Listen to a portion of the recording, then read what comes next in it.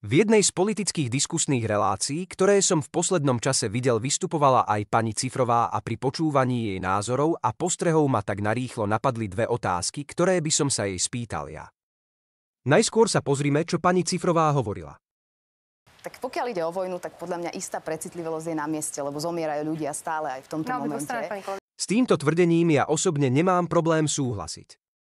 Istá precitlivosť na to, keď umierajú ľudia v susednej krajine, je aj podľa mňa na mieste. Lenže pani Cifrová neskôr v relácii povedala aj toto. Pretože im už naozaj nechybajú len zbrane, im chýbajú ľudia. Tak ja teda doplním, keď hovoríme o tej... Jednu podotázku ešte rád by som dal. Otázke ľudského personálu, ktorý je dobre, na toto môžeme, pani Ostrhina, len... Čiže pani Cifrová na jednej strane hovorí, že máme byť citliví na to, že v susednej krajine umierajú ľudia, a zároveň na druhej strane hovorí, že stále sú tam ľudia.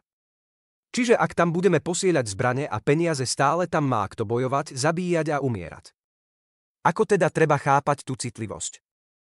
Akože je to smutné a je nám ľúto, ale veď ich je ešte dosť, tak nech bojujú. Druhá otázka je skôr z matematického súdka a je základom pre viaceré otázky. Veď posúďte sami. Áno, ale Ukrajina je stále ten napadnutý člen.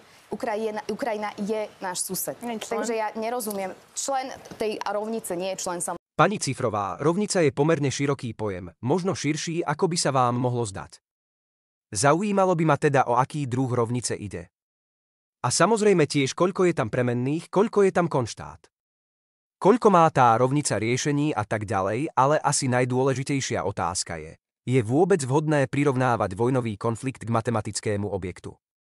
Nie ste náhodou ochotná obetovať toho jedného člena, Ukrajinu, len aby vám vyšiel výsledok rovnice taký, ako si želáte?